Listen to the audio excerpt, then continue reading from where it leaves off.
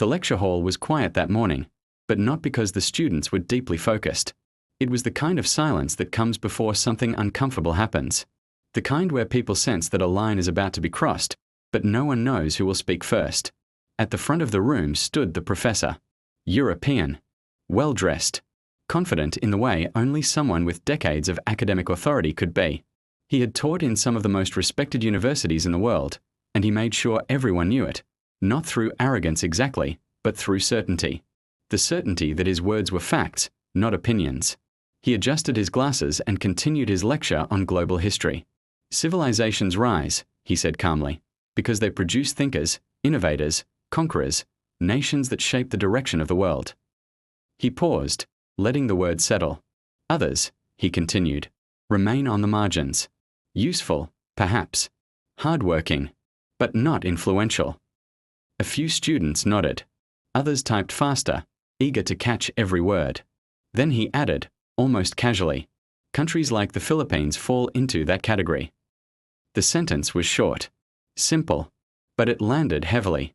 A few quiet chuckles echoed across the room, not cruel, just careless. Some students looked down at their desks, suddenly very interested in their notes. No one challenged it. No one asked for clarification. The professor went on.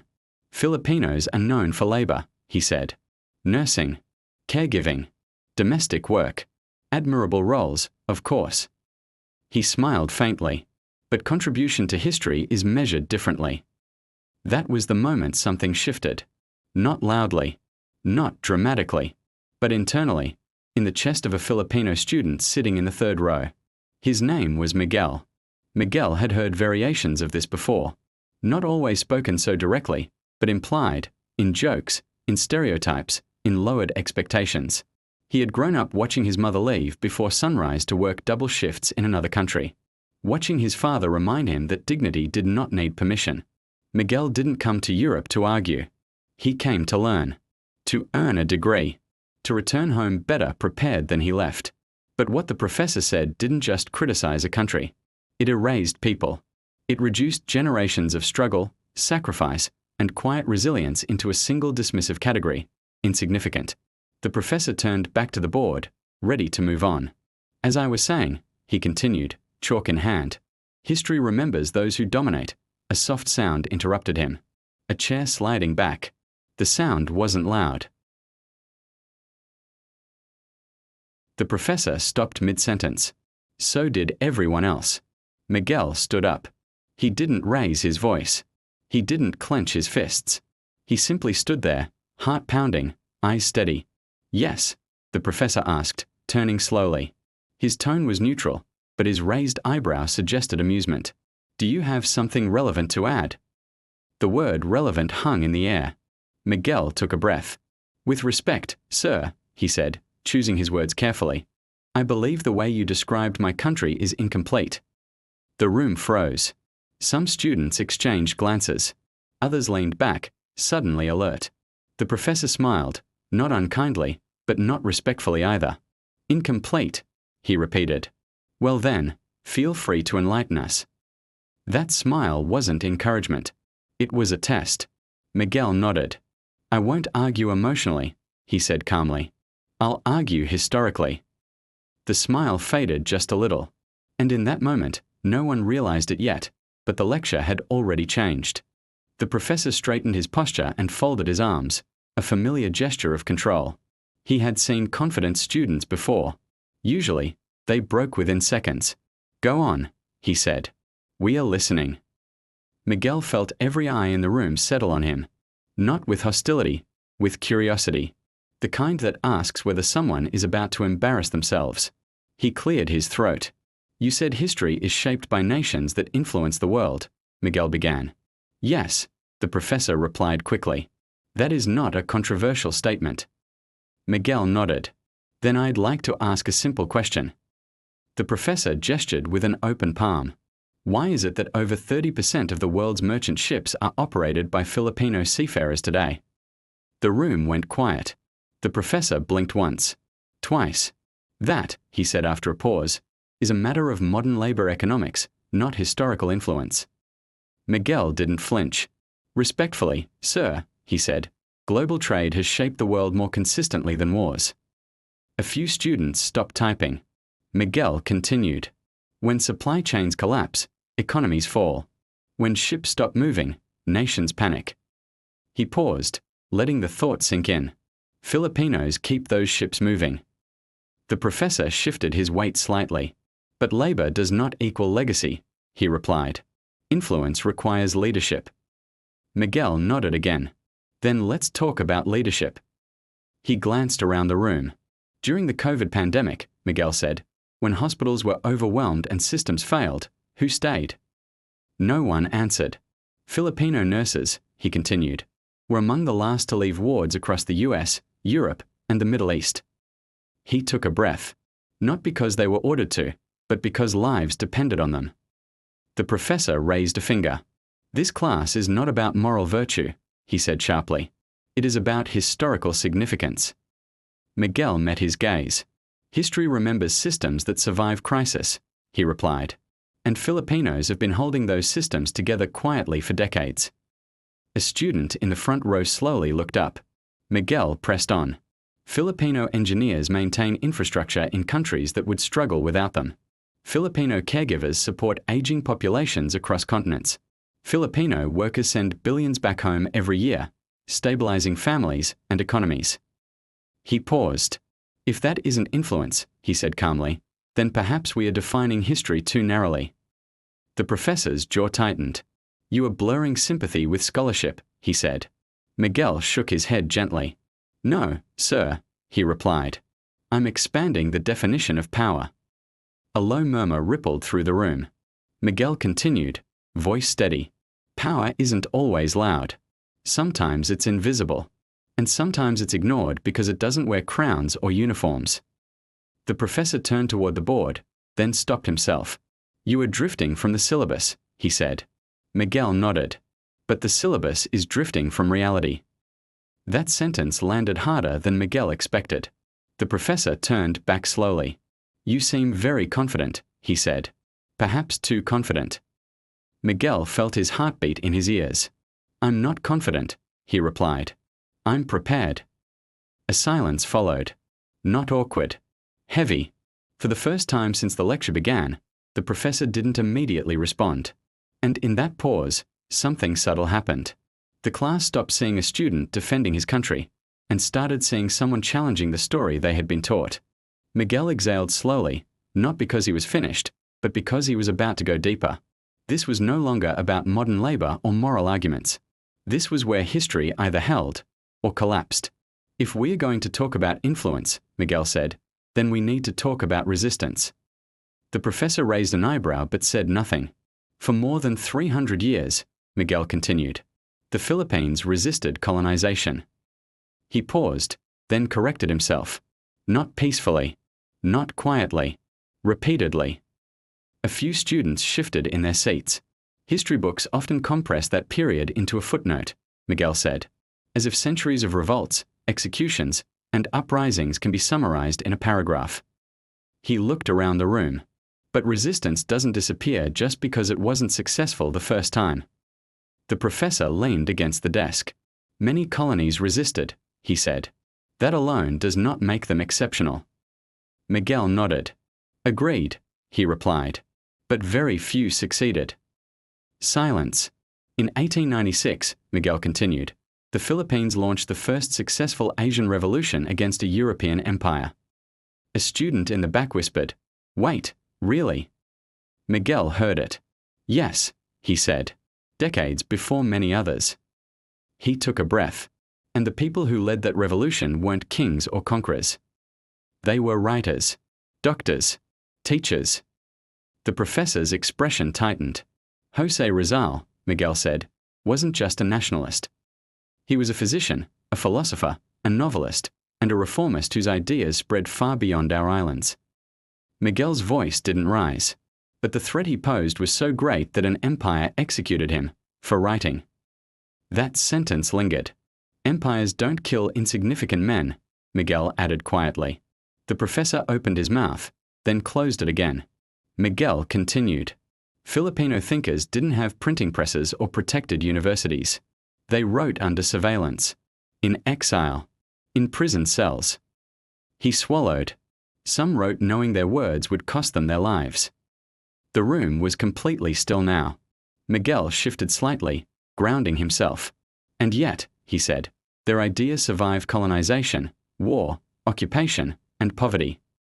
They shaped a national identity that refused to disappear. He looked directly at the professor. You said history is written by those who dominate. Miguel paused. But what if history is also written by those who endure long enough to outlast domination? The professor rubbed his chin, buying time. That is a poetic argument, he said, not a structural one. Miguel nodded again. Then let's talk structure. He gestured gently with his hand. Filipinos didn't just fight empires. They adapted to them. They learned languages, systems, sciences. And when the world industrialized, Filipinos didn't isolate themselves, they integrated globally. Miguel's voice remained steady. Today, Filipino professionals operate inside critical systems worldwide. Shipping, healthcare, engineering, energy. He paused. These systems don't collapse because Filipinos are inside them. They survive. A quiet realization moved through the room. Miguel softened his tone. My country doesn't demand recognition, he said. It just continues to function, even when ignored. He took a final breath. So if influence is measured by how deeply a nation is woven into the world. Miguel looked around the lecture hall. Then removing Filipinos from modern history would cause more damage than most people realize. The professor stared at him. Not angrily, not dismissively, but carefully, as if reassessing something he thought was settled long ago. Miguel finished with one final sentence. History didn't overlook Filipinos, he said. It relied on them. No one spoke, not even the professor. The room remained still long after Miguel finished speaking. No coughs, no whispers, no movement. The professor stood there, hands resting on the edge of the desk, eyes fixed on nothing in particular. For the first time since the lecture began, he wasn't in control of the room. He inhaled, as if preparing to respond. Then stopped. The silence stretched. Not awkward. Not empty. Heavy. Students shifted slowly, unsure whether the moment had passed or if something else was about to happen. A pen rolled off a desk somewhere in the back, the sound echoing far louder than it should have. The professor finally looked up. He opened his mouth, closed it again. He glanced at the board, formulas, timelines, names written in chalk, symbols of certainty that suddenly felt incomplete. Miguel remained standing, unsure if he was supposed to sit, unsure if he had gone too far. But no one told him to stop. The professor adjusted his glasses, a habit he usually used to buy time before dismantling a student's argument. This time, there was nothing to dismantle. This class, the professor said slowly, carefully choosing each word, is not designed for personal narratives. His voice lacked its earlier sharpness. Miguel nodded once. I understand, sir. The professor hesitated. But, he continued, it is designed to examine assumptions. That single word, assumptions, shifted something in the room. The professor looked around at the students. History, he said, has blind spots. No one had ever heard him say that before. A student in the front row slowly closed a notebook. Another leaned forward, elbows on desk. The professor exhaled.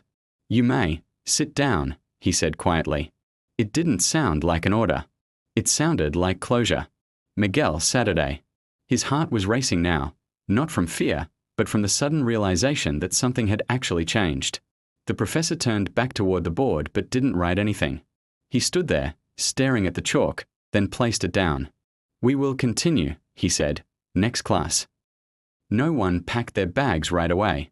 They stayed seated, processing something none of them had expected to witness. The bell rang. Usually, that sound triggered chaos, chairs scraping, conversations bursting alive. This time, it didn't. Students stood slowly. Some glanced at Miguel. Others avoided eye contact, not out of disrespect, but because they were reconsidering something they had never questioned before. Miguel remained seated for a moment longer. Not triumphant. Not proud. Just steady. He hadn't embarrassed the professor. He hadn't raised his voice. He had simply refused to let his history be summarized by someone else. As students filtered out, one voice whispered softly behind him. "I didn't know that," a student said. Miguel turned and offered a small smile. "Most people don't," he replied. And for the first time that day, the lecture hall felt smaller, not because knowledge had shrunk, but because distance had. The hallway outside the lecture hall was brighter than the room they had just left.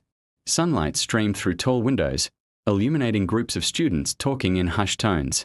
Miguel stepped out slowly, backpack slung over one shoulder. He wasn't looking for attention. He wasn't expecting praise. He just wanted to breathe. As he walked, fragments of conversation floated past him. "I never learned that in school. That actually makes sense. I need to look that up." Not admiration, curiosity. And that mattered more. Near the staircase, a student caught up to him. "I'm sorry," she said softly. "Not for what the professor said, but for how easily I believed it." Miguel paused. "That's how stories work," he replied. "They repeat until someone interrupts them." She nodded, thoughtful, then walked away. Miguel continued down the corridor. Behind him, a familiar voice spoke. "Miguel." He turned. The professor stood a few steps back, no longer framed by a podium or chalkboard. Just a man in a hallway. They looked at each other for a moment. The professor didn't apologize. He didn't defend himself either. Instead, he said quietly, "You were prepared." Miguel inclined his head. "So were you," the professor added, after a pause. "Just, not for that." There was no bitterness in his voice, only acknowledgement. They stood there for a second longer. Then the professor nodded once and walked away. Miguel watched him disappear down the hall, then turned toward the exit. Outside, the city moved as it always did. Buses passed. People hurried. Life continued. Nothing about the world looked different. But something was. Miguel thought of his mother, scrubbing hospital floors before dawn. Of his father, reminding him that dignity didn't need applause. Of generations who carried their value quietly because no one asked them to explain it. They had never been insignificant. They had been essential. Just unnoticed. History didn't ignore Filipinos because they lacked impact. It ignored them because impact doesn't always announce itself. Sometimes it works night shifts. Sometimes it sails ships across oceans. Sometimes it keeps systems alive long enough for others to take credit. Miguel stepped into the sunlight. He didn't feel victorious. He felt complete. And somewhere inside that university, in that classroom, in those minds, a narrative had shifted. Not through anger, not through force, but through truth. Quietly spoken. Because respect is not demanded. It is demonstrated. And Filipinos were never small in history. They were just never loud about carrying it.